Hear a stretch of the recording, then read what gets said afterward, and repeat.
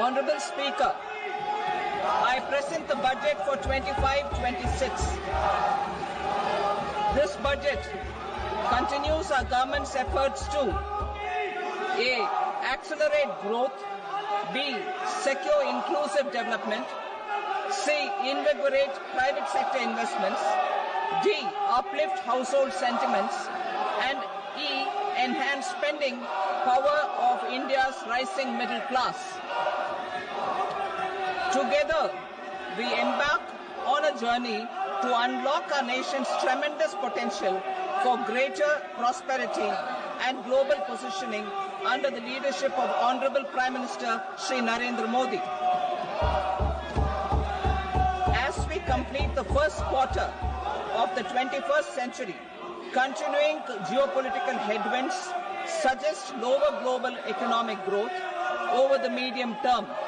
However, our aspiration for a Vikasit Bharat inspires us, and the transformative work we have done during our government's first 2 terms guides us to march forward resolutely. Our economy is the fastest growing among all major economies. Our development track record for the past 10 years and structural reforms have drawn global attention. Confidence in India's capability and potential has only grown in this period. We see the next 5 years as a unique opportunity to realize Sabka Vikas, stimulating balanced growth of all regions. The great Telugu poet and playwright Gurujada Apparao had said, "Deshamante matti kadoy, deshamante manushuloy," meaning a country is not just its soil, a country is its people.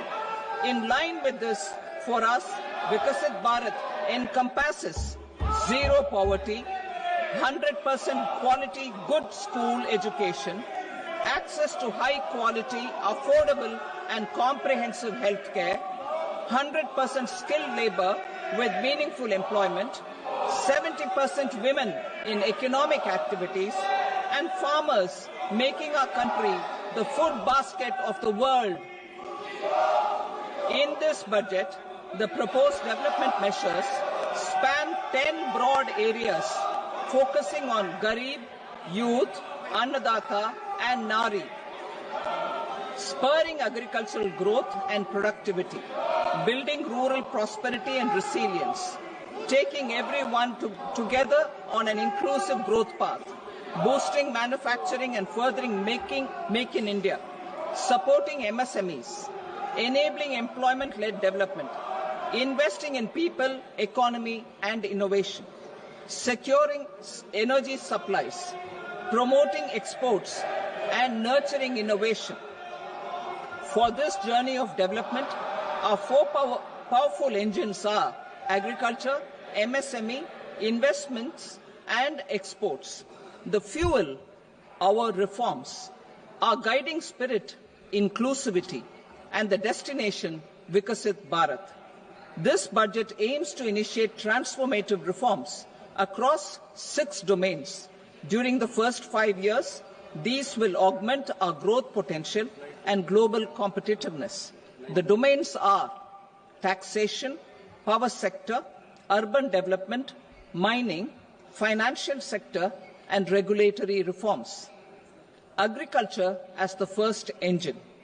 Now I move to specific proposals, beginning with agriculture as the first engine.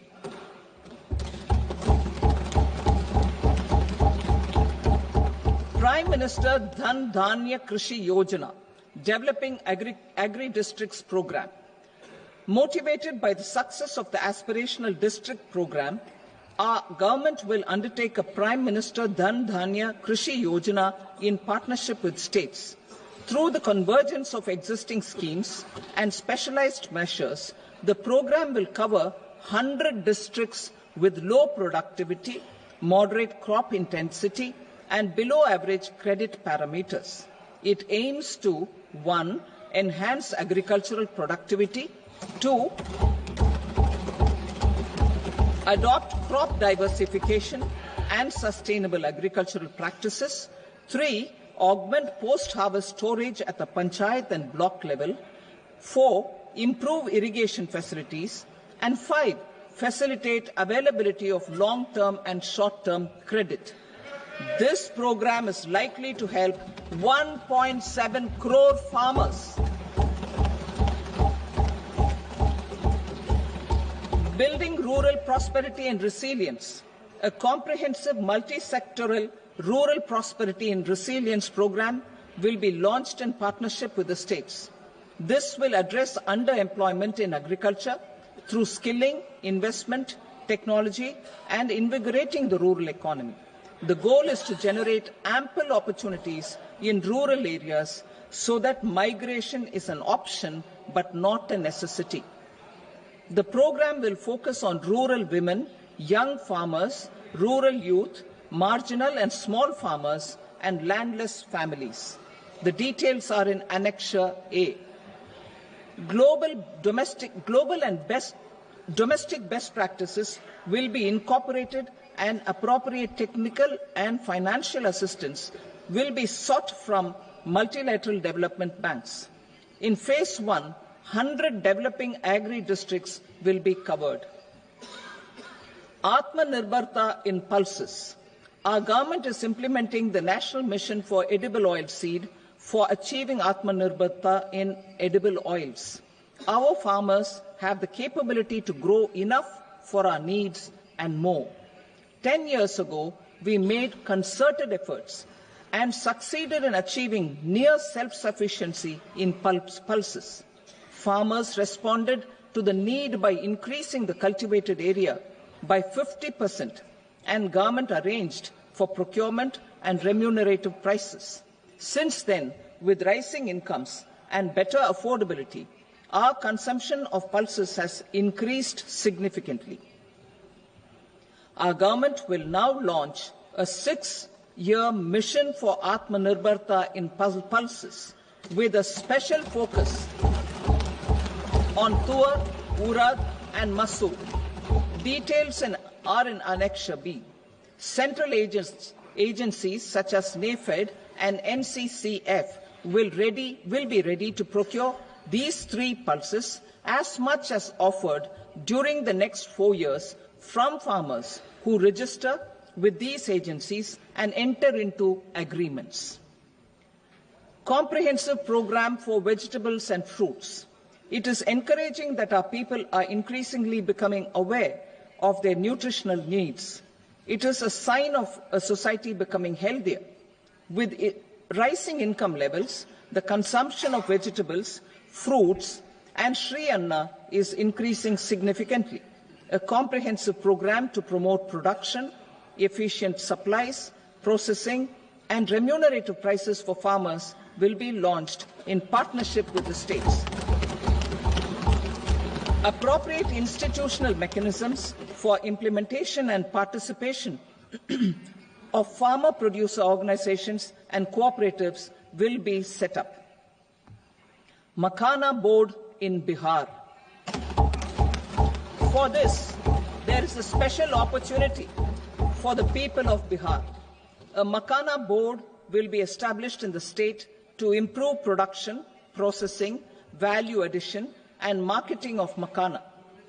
The people engaged in these activities will be organized into FPOs. The board will provide hand-holding and training support to Makhana farmers and will also work to ensure they receive the benefits of all relevant government schemes. A national mission on high-yielding seeds will be launched, aimed at 1. Strengthening research ecosystem, 2. Targeted development and propagation of seeds with high yield, pest resistance, and climate resilience, and 3. Commercial availability of more than 100 seed varieties released since July 2024. India ranks second largest globally in fish production and aquaculture. Seafood exports are valued at 60,000 crore rupees. To unlock the untapped potential of the marine sector, our government will bring in an enabling framework for sustainable harnessing of fisheries from Indian exclusive economic zone and high seas, with a special focus on the Andaman and Nicobar and Lakshadweep Islands. For the benefit of lakhs of cotton growing farmers, I am pleased to announce a mission for cotton productivity.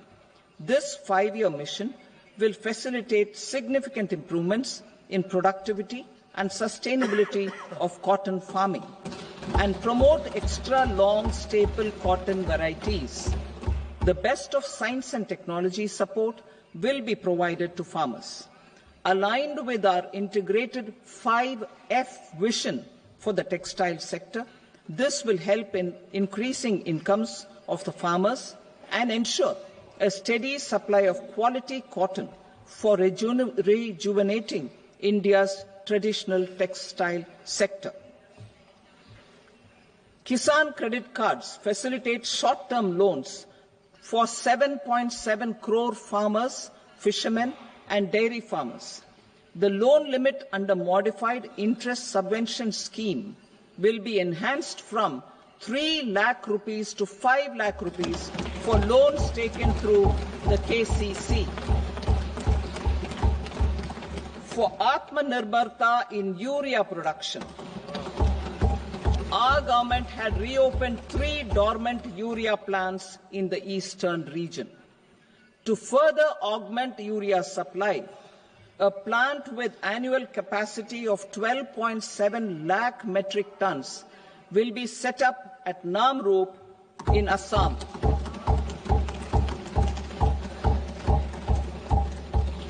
India Post, with 1.5 lakh rural post offices, complemented by the India Post Payment Bank and a vast network of 2.4 lakh Dak Sevaks, will be repositioned to act as a catalyst for the rural economy. Details are at Annexure C. India Post will also be transformed as a large public logistics organization. This will meet the rising needs of Vishwakarmas, new entrepreneurs, women, self-help groups, MSMEs, and the large business organizations. Our government will provide support to NCDC for its lending operations for the cooperative sector. MSMEs as the second engine. Now I move to MSMEs as the second engine, which encompasses manufacturing and services with a focus on MSMEs numbering 5.7 crores. Currently, over 1 crore registered MSMEs, employing 7.5 crore people and generating 36% of our manufacturing, have come together to position India as a global manufacturing hub. With their quality products, these MSMEs are responsible for 45% of our exports. To help them achieve higher efficiencies of scale, technological upgradation, and better access to capital, the investment and turnover limits for classification of all MSMEs will be enhanced to 2.5 and 2 times respectively. This will give them the confidence to grow and generate employment for our youth. The details are given in Annexure D. To improve access to credit, the credit guarantee cover will be enhanced. First, for micro and small enterprises from 5 crore to 10 crore rupees, leading to additional credit of 1.5 lakh crores in the next 5 years. Second, for startups from 10 crore rupees to 20 crore rupees, with the guarantee fee being moderated to 1% for loans in 27 focus sectors which are important for Atmanirbhar Bharat. And for well-run exporter MSMEs, for term loans up to 20 crore rupees. Also for the micro enterprises, we will introduce customized credit cards with a 5 lakh rupee limit for micro enterprises registered on Udyam portal. In the first year, 10 lakh such cards will be issued. Fund of funds for startups. The alternate investment fund, AIFs, for startups have received commitments of more than 91,000 crores rupees. These are supported by the fund of funds set up with the Government of India's contribution of 10,000 crore rupees. Now, a new fund of funds with expanded scope and a fresh contribution of another 10,000 crore rupees will be set up. A new scheme will be launched for 5 lakh women, scheduled castes and scheduled tribes, first-time entrepreneurs. This will provide term loans up to 2 crore rupees during the next 5 years. The scheme will incorporate lessons from the successful Stand Up India scheme. Online capacity building for entrepreneurship and managerial skills will also be organized. Measures for labor-intensive sectors. To promote employment and entrepreneurship opportunities in labor-intensive sectors, our government will undertake specific policy and facilitation measures. To enhance the productivity, quality and competitiveness of India's footwear and leather sector, a focused product scheme will be implemented. The scheme will support design capacity, component manufacturing and machinery required for production of non-leather quality footwear, besides the support for leather footwear and products.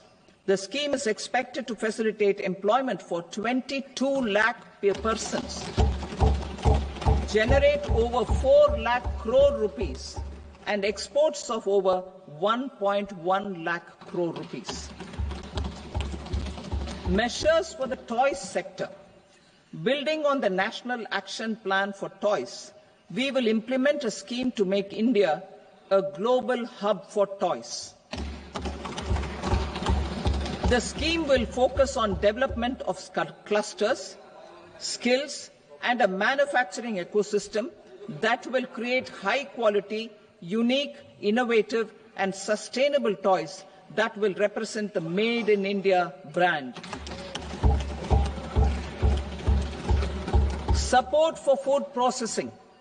In line with our commitment towards Purvodaya, we will establish a National Institute of Food Technology, Entrepreneurship and Management in Bihar. The institute will provide a strong fillip to food processing activities in the entire eastern region. This will result in 1. Enhanced income for the farmers through value addition to their produce, and 2. Skilling entrepreneurship and employment opportunities for the youth. Manufacturing mission, furthering Make in India. Our government will set up a national manufacturing mission covering small, medium and large industries for furthering Make in India by providing policy support, execution roadmaps, governance and monitoring framework for central ministries and states. Details are in Annexure E. Given our commitment to climate-friendly development, the mission will also support clean tech manufacturing. This will aim to improve domestic value addition and build our ecosystem for solar PV cells, EV batteries, motors and controllers, electrolyzers, wind turbines, very high voltage transmission equipment and grid-scale batteries. Investment as the third engine. Now I move to investment as the third engine, which encompasses investing in people, investing in the economy, and investing in innovation. Investing in people. Saksham Anganwadi and Poshan 2.0. Saksham Anganwadi and Poshan 2.0 program provides nutritional support to more than 8 crore children. 1 crore pregnant women and lactating mothers all over the country, and about 20 lakh adolescent girls in aspirational districts and the Northeast region. The cost norms for these nutritional support will be enhanced appropriately. Atal Tinkering Labs. 50,000 Atal Tinkering Labs will be set up in government schools in the next 5 years to cultivate the spirit of curiosity and innovation and foster a scientific temper among young minds. Broadband connectivity to government secondary schools and PHCs. Broadband connectivity will be provided to all government secondary schools and primary health centers in rural areas under the BharatNet project. Bharatiya Bhasha Pustak Scheme. We propose to implement a Bharatiya Bhasha Pustak scheme to provide digital form Indian language books for schools and for higher education. This aims to help students understand their subjects better and in their language. National Centers of Excellence for Skilling. Building on the initiative announced in the July 24 budget, 5 national centers of excellence for skilling will be set up with global expertise and partnerships to equip our youth with the skills required for Make for India, Make for the World manufacturing. The partnership will cover curriculum design, training of trainers, and a skills certification framework and periodic reviews. Expansion of capacity in IITs. Total number of students in 23 IITs has increased 100% from 65,000 to 1.35 lakh in the past 10 years.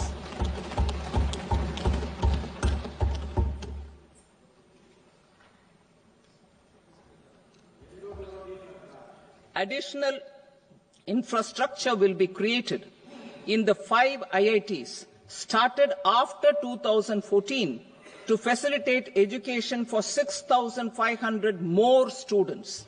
Hostel and other infrastructure capacity at IIT Patna will also be expanded.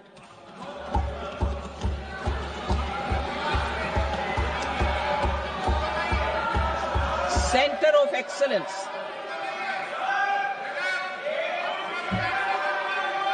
Center of Excellence in AI for Education.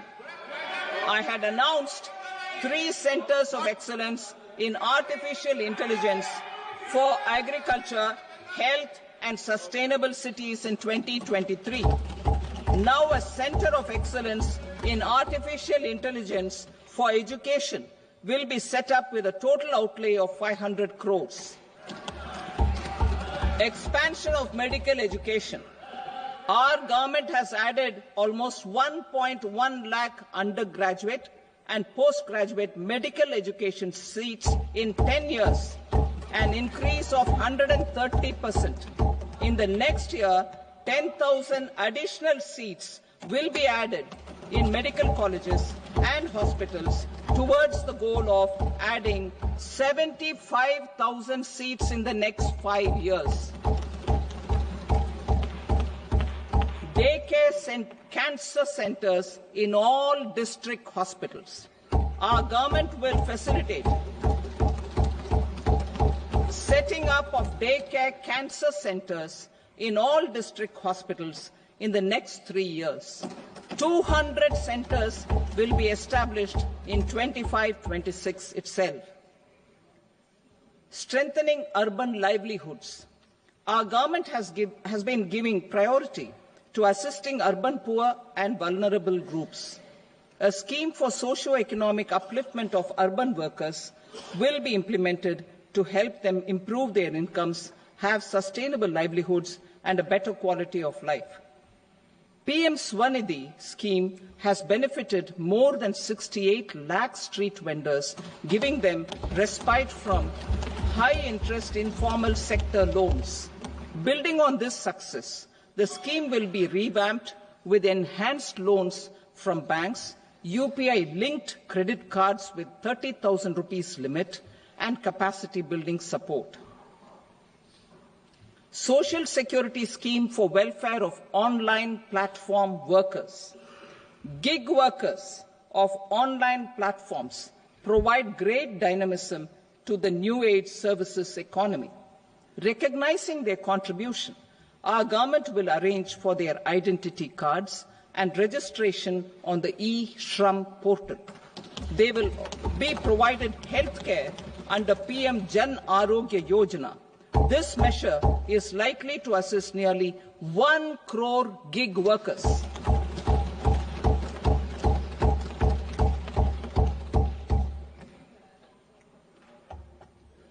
Investing in the economy, public-private partnership in infrastructure. Each infrastructure-related ministry will come up with a 3-year pipeline of projects that can be implemented in PPP mode. States will also be encouraged to do so and can seek support from the India Infrastructure Project Development Fund, which is a scheme to prepare PPP proposals. Support to states for infrastructure.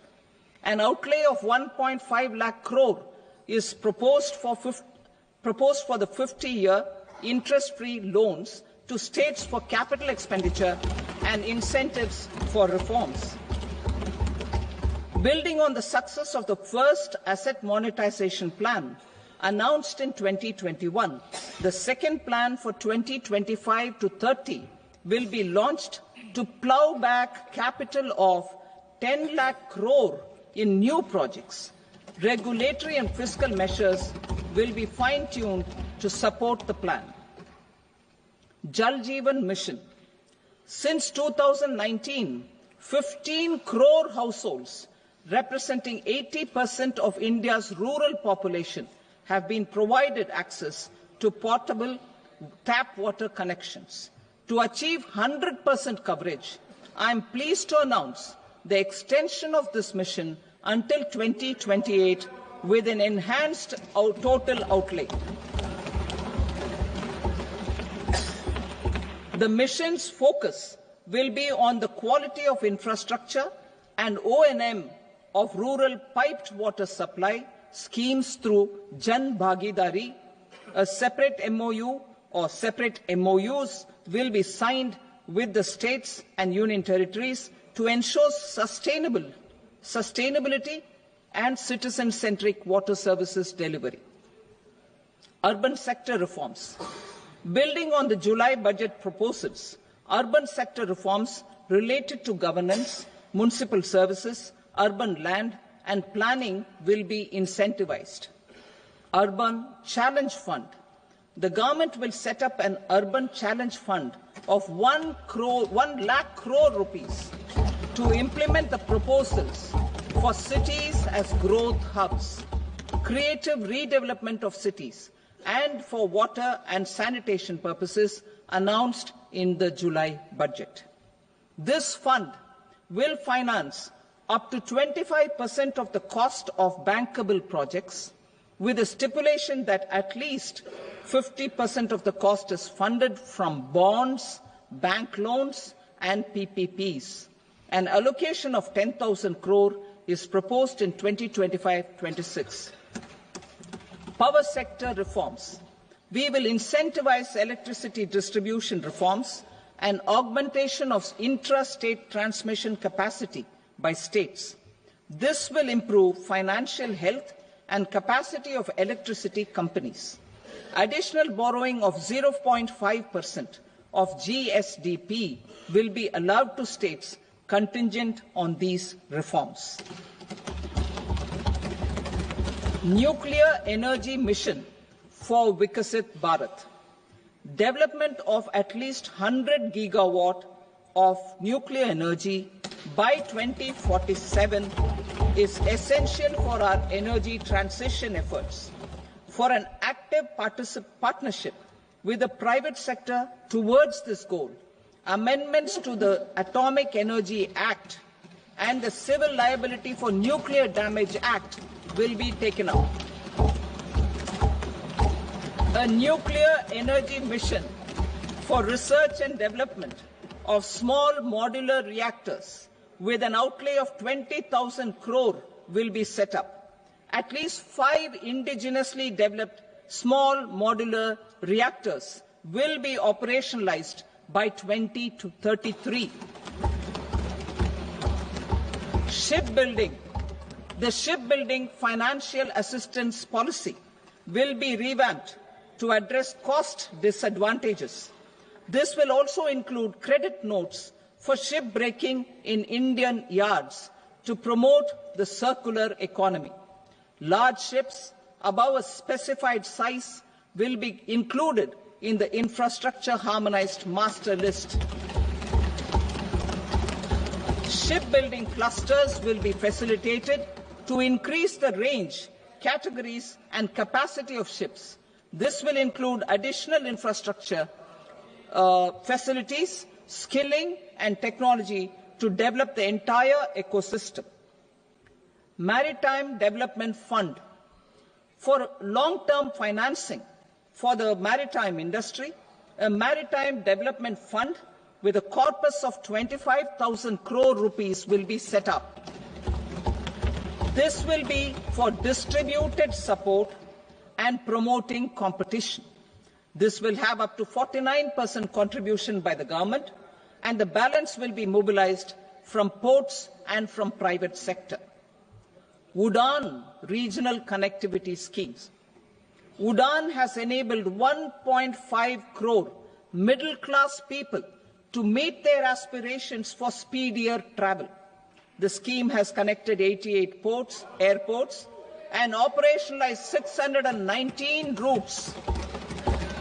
Inspired by that success, a modified UDAN scheme will be launched to enhance regional connectivity to 120 new destinations and carry 4 crore passengers in the next 10 years.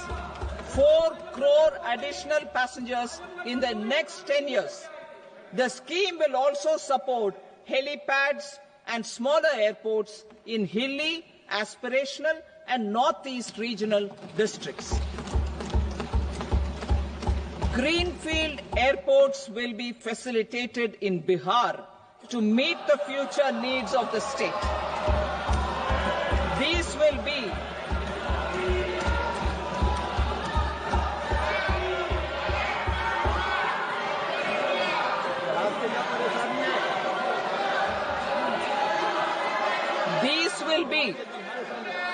These will be in addition to the expansion of the capacity of Patna Airport and a brownfield airport in Beta.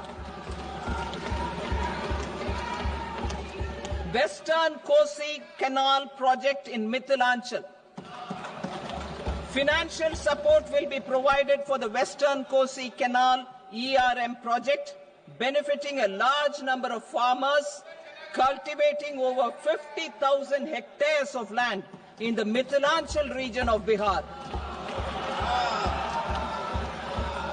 Mining sector reforms.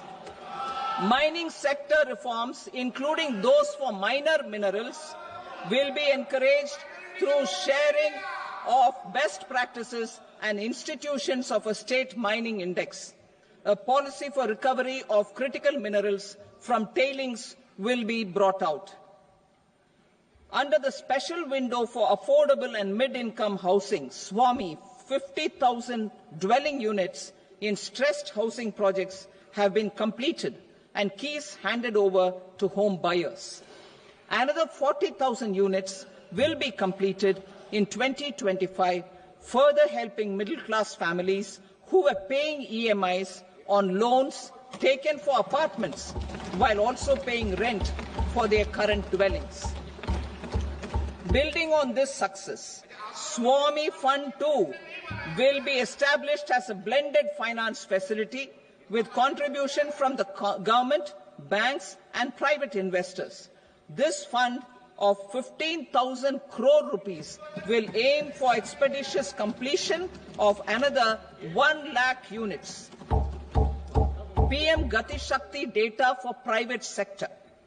For furthering PPPs and assisting the private sector in project planning, access to relevant data and maps from the PM Gati Shakti portal will be provided. Tourism for employment-led growth. Top 50 tourist destination sites in the country will be developed in partnership with states through a challenge mode.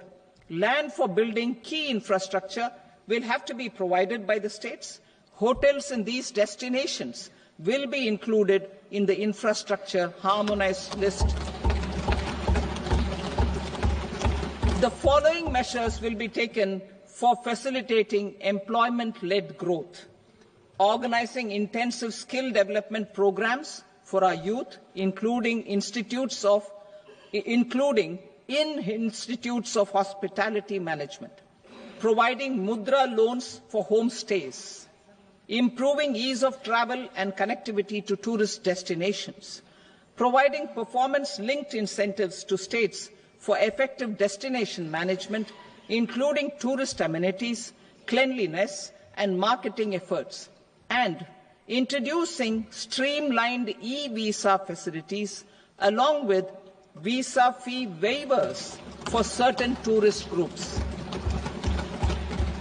Continuing with the emphasis on places of spiritual and religious significance, in the July budget, there will be a special focus on destinations related to the life and times of Lord Buddha.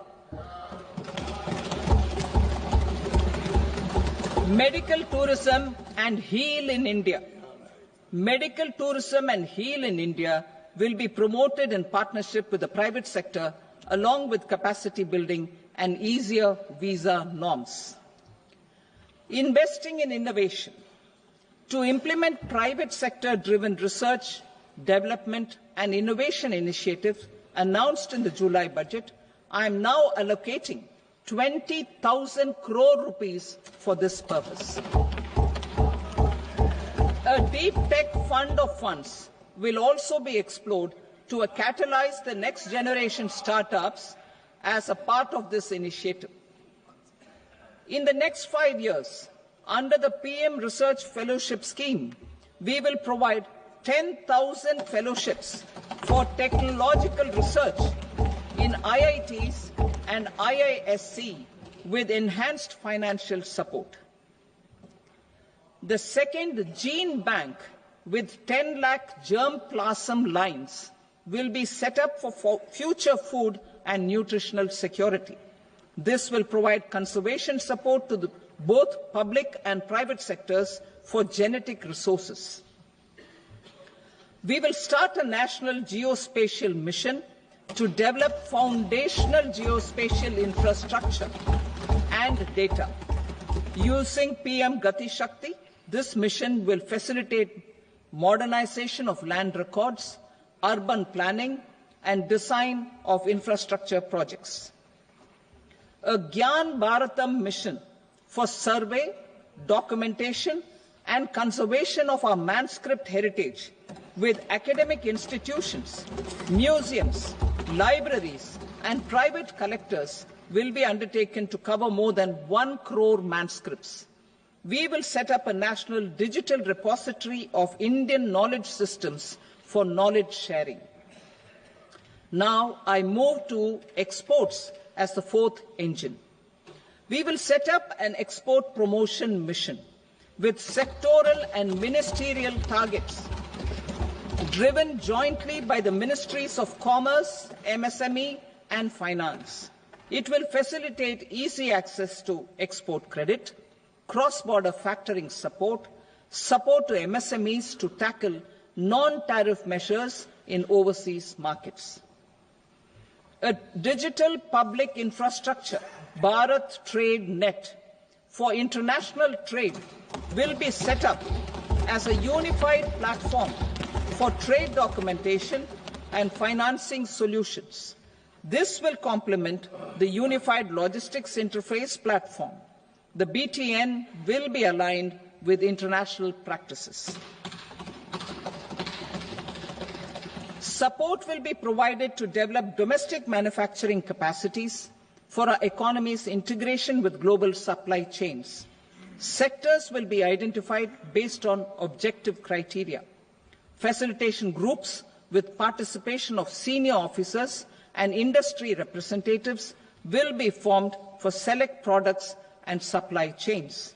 Through this, there are huge opportunities related to Industry 4.0, which needs high skills and talent. Our youth have both. Our government will support the domestic electronic equipment industry to leverage this opportunity for the benefit of our youth. A national framework will be formulated as guidance to states for promoting global capability centers in emerging Tier 2 cities. This will suggest measures for enhancing availability of talent and infrastructure, building bylaw reforms, and mechanisms for collaboration with industry. Our government will facilitate upgradation of infrastructure and warehousing for air cargo, including high-value perishable horticultural produce. Cargo screening and customs protocol will be streamlined and made user-friendly. Reforms as the fuel. Over the past 10 years, our government has implemented several reforms for convenience of taxpayers, such as faceless assessment, 2, taxpayer charter, 3, faster returns, 4, almost 99% returns being on self-assessment, and 5, Vivad Se Vishwas scheme.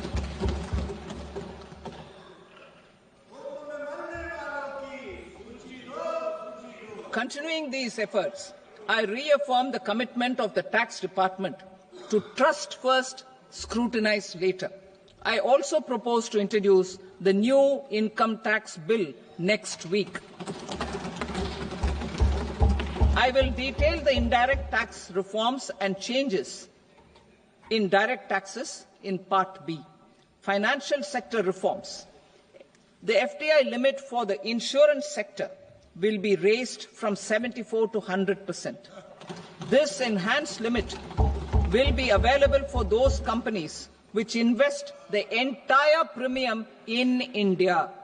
The current guardrails and conditionalities associated with foreign investment will be reviewed and simplified.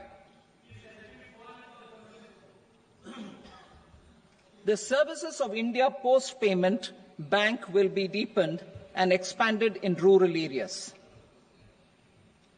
NABFID will set up a partial credit enhancement facility for corporate bonds for infrastructure. Public sector banks will develop Grameen Credit Score Framework to serve the credit needs of SHG members and people in rural areas. A forum for regulatory coordination and development of pension products will be set up. To implement the earlier announcement on simplifying the KYC processes, the revamped Central KYC Registry will be rolled out in 2025. We will also implement a streamlined system for periodic updating.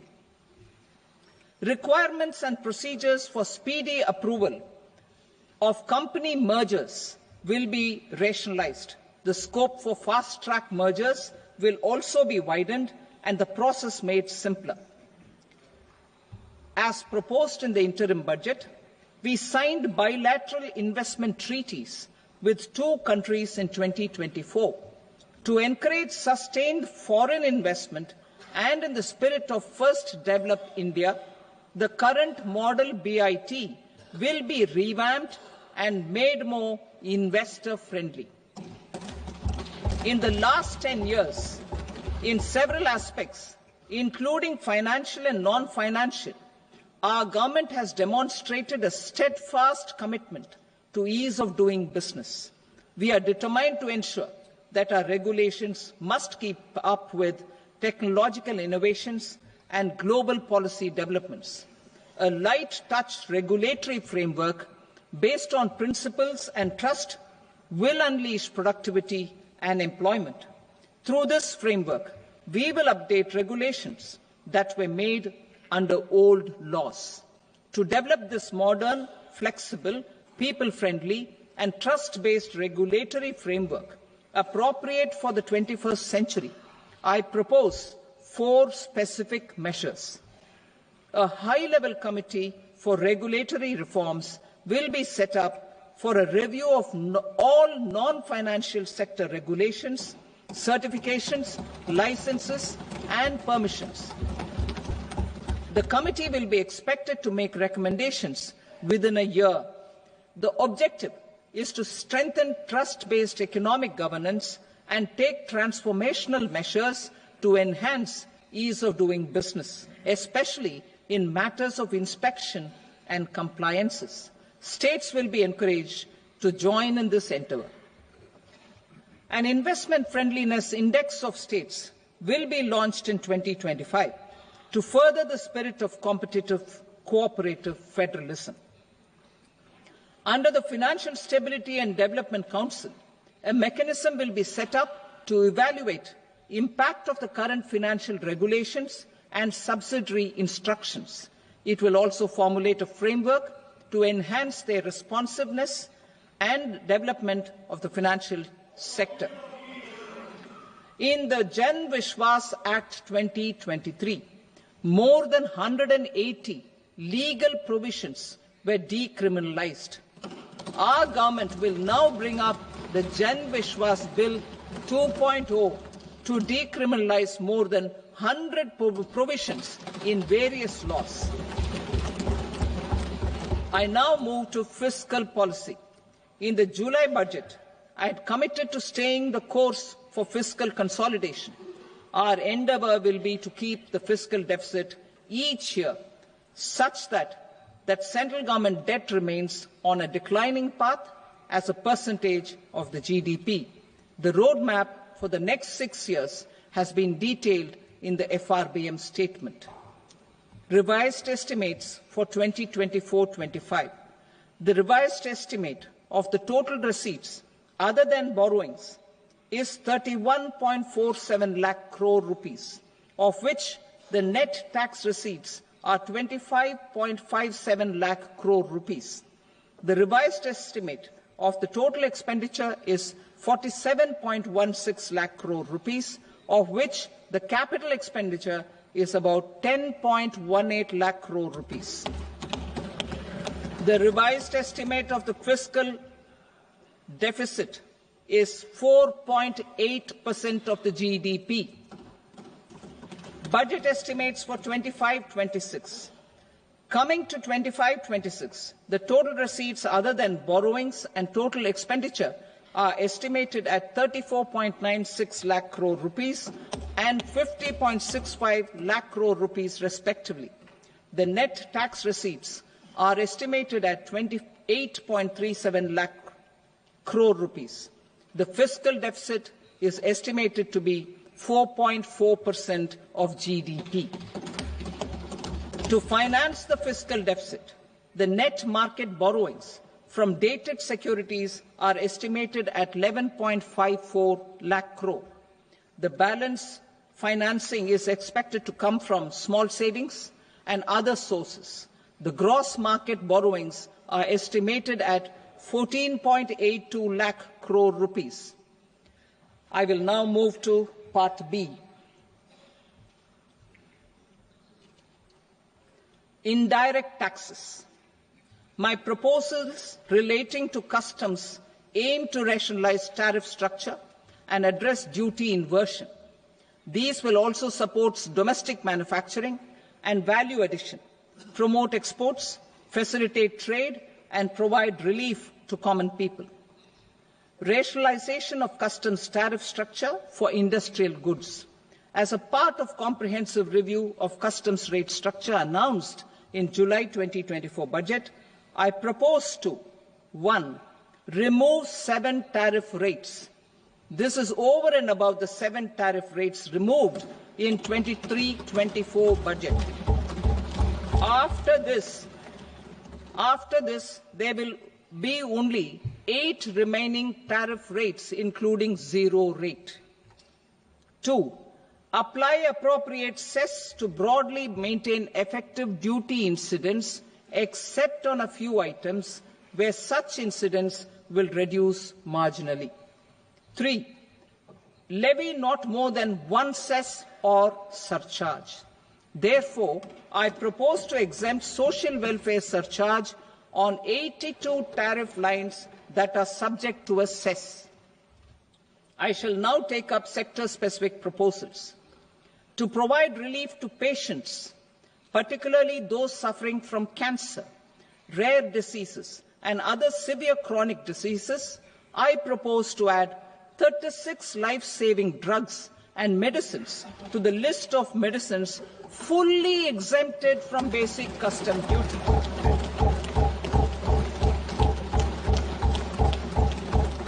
I also propose to add 6 life-saving medicines to the list attracting concessional custom duty of 5%. Full exemption and concessional duty will also respectively apply on the bulk drugs for manufacture of the above. Specified drugs and medicines under patient assistance programs run by the pharmaceutical companies are fully exempt from BCD, provided the medicines are supplied free of cost to the patients. I propose to add 37 more medicines along with 13 new patient assistance programs. Support to domestic manufacturing and value addition. Critical minerals. In the July 2024 budget, I had fully exempted BCD on 25 critical minerals that are not domestically available. I had also reduced BCD of 2 other such minerals to provide a major fillip to their processing, especially by MSMEs. Now, I propose to fully exempt cobalt powder and waste, the scrap of lithium-ion battery, lead, zinc, and 12 more critical minerals. This will help secure their availability for manufacturing in India and promote more jobs for our youth. To promote domestic production of technical textile products such as agro-textiles, medical textiles, and geotextiles at competitive prices, I propose to add 2 more types of shuttle-less looms to the list of fully exempted textile machinery. I also propose to revise the BCD rate on knitted fabrics covered by 9 tariff lines from 10 or 20 to 20% or 115 rupees per kg, whichever is higher. Electronic goods. In line with our Make in India policy and to rectify inverted duty structure, I propose to increase the BCD on interactive flat panel display from 10% to 20% and reduce the BCD to 5% on open cell and other components. In 23-24 budget, for the manufacture of open cells of LCD, LED TVs, I had reduced the BCD on parts of open cells from 5% to 2.5%. To further boost the manufacture of such open cells, the BCD on these parts will now stand exempted. Lithium-ion battery. To the list of exempted capital goods, I propose to add 35 additional capital goods for EV battery manufacturing and 28 additional capital goods for mobile phone battery manufacturing. This will boost domestic manufacture of lithium-ion batteries, both for mobile phones and for electric vehicles. Shipping sector. Considering that shipbuilding has a long gestation period, I propose to continue the exemption of BCD on raw materials, components, consumables, or parts for the manufacture of ships for another 10 years.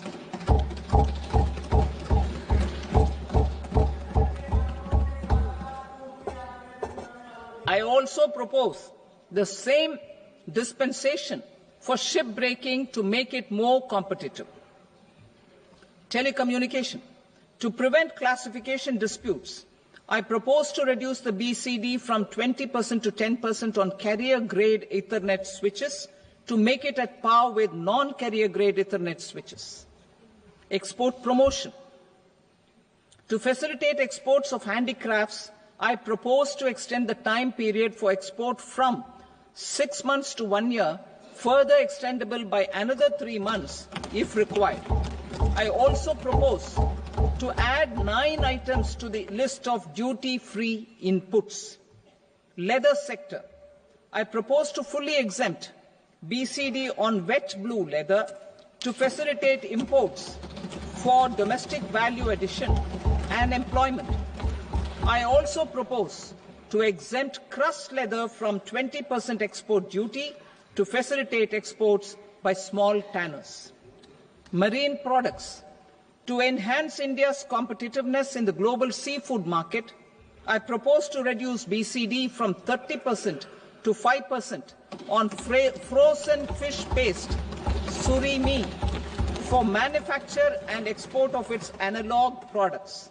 I also propose to reduce BCD from 15% to 5% on fish hydrolysates for manufacture of fish and shrimp feed.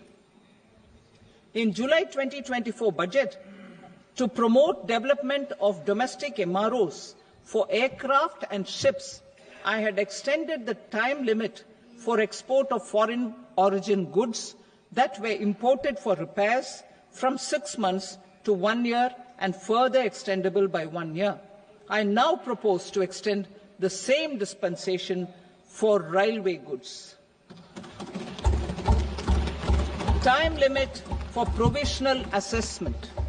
Presently, the Customs Act 1962 does not provide any time limit to finalize provisional assessments, leading to uncertainty and cost to trade. As a measure of promoting ease of doing business, I propose to fix a time limit of 2 years, extendable by a year, for finalizing the provisional assessment. I propose to introduce a new provision that will enable importers or exporters, after clearance of goods, to voluntarily declare material facts and pay duty with interest but without penalty. This will incentivize voluntary compliance. However, this will not apply in cases where department has already initiated audit or investigation proceedings. For industry to better plan their imports, I propose to extend the time limit for the end use of imported inputs in the relevant rules from 6 months to 1 year. This will provide operational flexibility in view of cost and uncertainty of supply. Further, such importers will now have to file only quarterly statements instead of a monthly statement.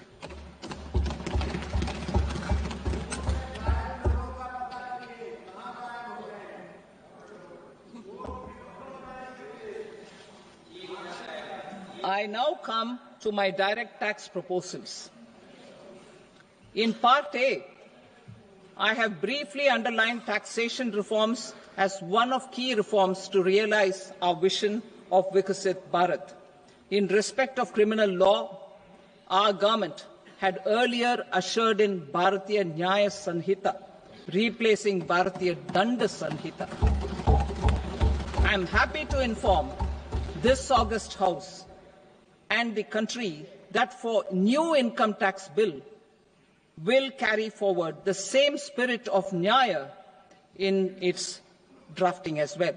The new bill will be clear and direct in text, with close to half of the present law in terms of both chapters and words. It will be simple to understand for taxpayers and tax administrators, leading to tax certainty and reduced litigation. Reforms, however, are not a destination. They are means to achieve good governance for our people and economy. Providing good governance primarily involves being responsive. The Tirukural captures this in verse 542, which reads, "Vaanokki vaazhum ulagallam, mannavan kol nokki vaazhum kudi," meaning, just as the living beings live expecting rains, Citizens live expecting good governance. Our government is committed to keeping an ear to the ground and a finger on the pulse and responding while balancing our national building efforts.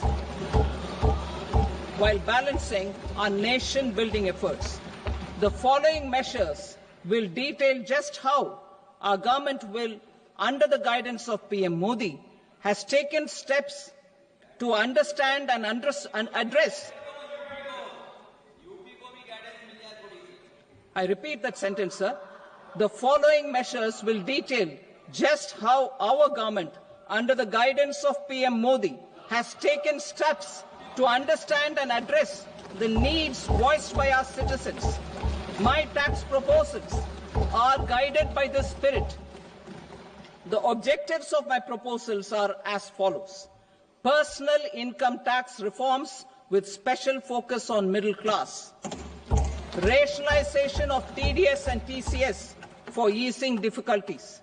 Encouraging voluntary compliance. Reducing compliance burden. Ease of doing business. Employment and investment. I will come to my proposal on personal income tax towards the end. TDS and TCS, rationalization for easing difficulties. I propose to rationalize tax deduction at source, TDS, by reducing the number of rates and thresholds above which TDS is deducted. Further, threshold amounts for tax deduction will be increased for better clarity and uniformity. The limit for tax deduction on interest for senior citizens is being doubled from the present 50,000 rupees to 1 lakh rupees. Similarly, the annual limit of 2.40 lakh rupees for TDS on rent is being increased to 6 lakh rupees. This will reduce the number of transactions liable to TDS, thus benefiting small taxpayers receiving small payments. The threshold to collect tax at source, the TCS, on remittances under RBI's liberalized remittance scheme, the LRS, is proposed to be increased from 7 lakh to 10 lakhs. I also propose to remove TCS on remittances for education purposes, where such remittances is out of a loan taken from a specified financial institution. Both TDS and TCS are being applied on any transaction related to sale of goods. To prevent such compliance difficulties, I propose to omit the TCS. I also propose that the provisions of the higher TDS deduction will now apply only in non-PAN cases. In July 2024, the delay for payment of TDS up to the due date of filing statement was decriminalized. I propose to provide the same relaxation to TCS provisions as well. The government under the leadership of Prime Minister Modi believes in Sabka Saath, Sabka Vikas, Sabka Vishwas and Sabka Prayas.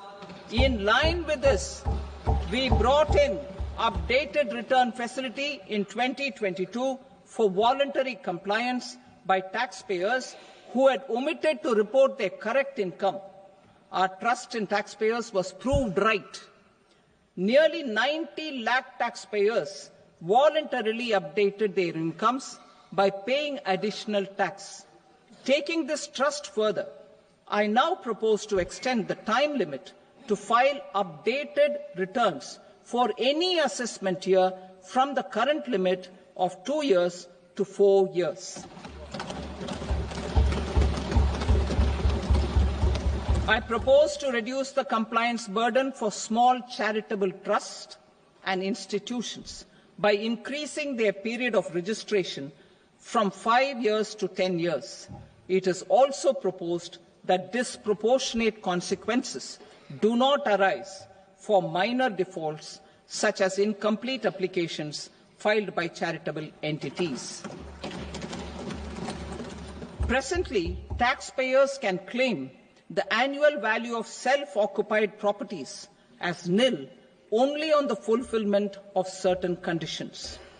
Considering the difficulties faced by taxpayers, it is proposed to allow the benefit of 2 such self-occupied properties without any condition.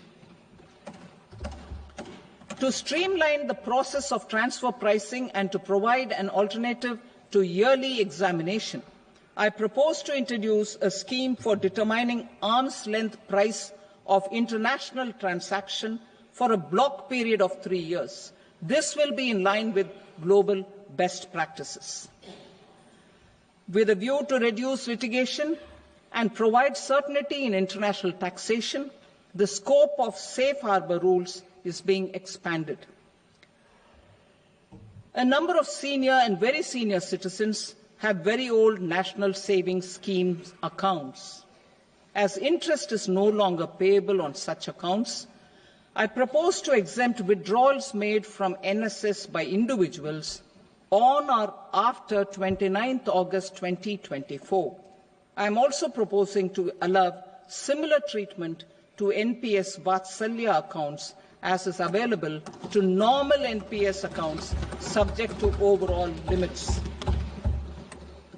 In my speech in July 2024, I had promised that all processes, including giving effect to appellate orders, shall be digitalized and made paperless over the next 2 years.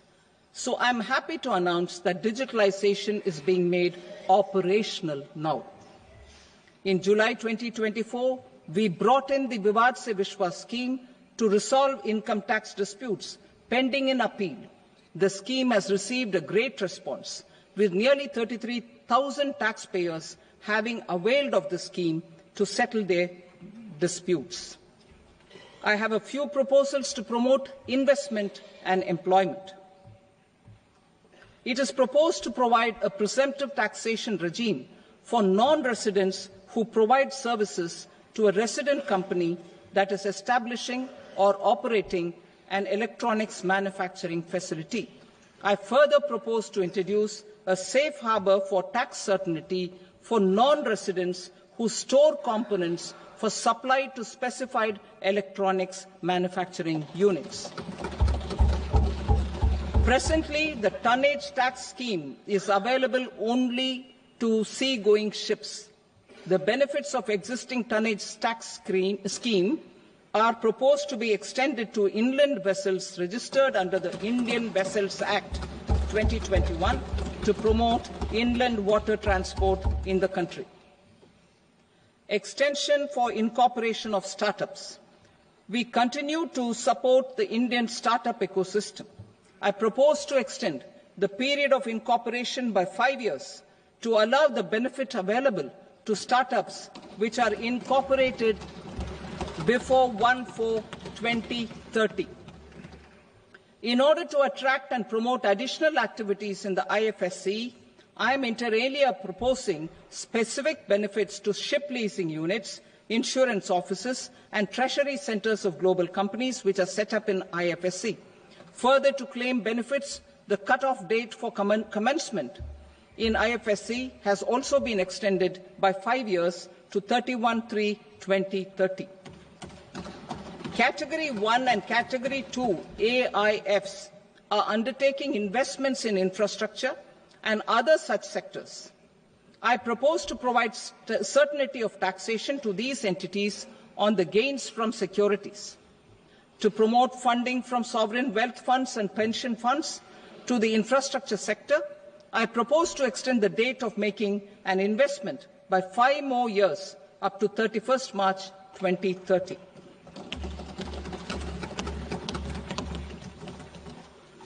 Personal income tax reforms with special focus on middle class. Democracy, demography, and demand are the key support pillars in our journey towards Vikasit Bharat. The middle class provides strength for India's growth. This government, under the leadership of Prime Minister Modi, has always believed in the admirable energy and ability of the middle class in nation building. In recognition of their contribution, In recognition of their contribution, we have periodically reduced their tax burden. Right after 2014, the nil tax slab was raised to 2.5 lakhs of rupees, which was further raised to 5 lakh rupees in 2019 and to 7 lakh rupees in 2023. This is reflective of our government's trust on the middle-class taxpayers. I am now happy to announce that there will be no income tax payable up to income of 12 lakh rupees.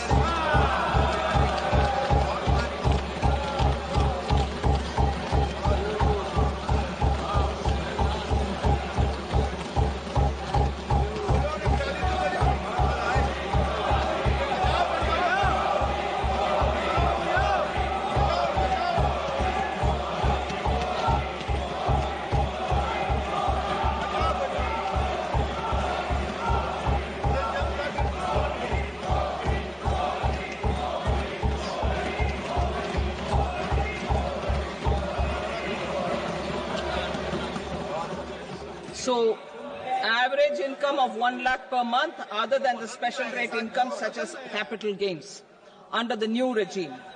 This limit will be 12.75 lakh for salaried taxpayers due to the standard deduction of 75,000. Slabs and rates are being changed across the board to benefit all taxpayers. The new structure will substantially reduce the taxes of the middle class and leave more money in their hands, boosting household consumption, savings and investment. In the new tax regime, I propose to revise tax rate structures as follows: 0 to 4 lakh rupees nil, 4.8 lakh rupees to 4 to 8 lakh rupees 5%, 8 to 12 lakh rupees 10%, 12 to 16 lakh rupees 15%, 16 to 20 lakh rupees 20%, 20 to 24 lakh rupees 25%, and above 24 lakh rupees 30%. To taxpayers up to 12 lakh of normal income, other than special rate income such as capital gains. I read that again. To taxpayers up to 12 lakh of income, other than special rate income such as capital gains, tax rebate is being provided in addition to the benefit due to slab rate reduction in such a manner that there is no tax payable by them. The total tax benefit of slab rate changes and rebate at different income levels can be illustrated with a few examples. A taxpayer in the new regime with an income of 12 lakh rupees will get a benefit of 80,000 rupees in tax, which is 100% of tax payable as per the existing rates. A person having income of 18 lakh rupees will get a benefit of 70,000 rupees in tax, that is 30% of tax payable as per existing rates. A person with an income of 25 lakh gets a benefit of 1,10,000 rupees, that is 25% of his tax payable as per existing rates. Details of my tax proposals are given in the annexure. As a result of these proposals, Honourable Speaker, sir, revenue of about 1 lakh crore in direct taxes and 2,600 crores in indirect taxes will be foregone. Mr. Speaker, sir, with this, I commend the budget to this august House.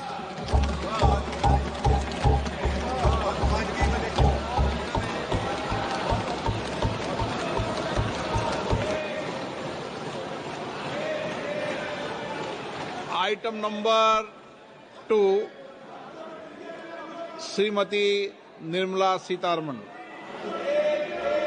Sir, with your permission, I rise to lay on the table the following statements under Section 3(1) of the Fiscal Responsibility and Budget Management Act 2003. Medium-term fiscal policy cum fiscal policy strategy statement and macroeconomic framework statement. Item number 3, Srimati Nirmala Sitharaman.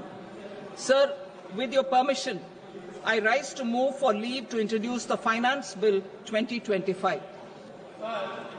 प्रश्न ये है कि विधेयक को पुनर्स्थापित करने की अनुमति प्रदान की जाए। जो सदस्य इसके पक्ष में हाँ कहें, जो सदस्य विरोध में ना कहें, मेरे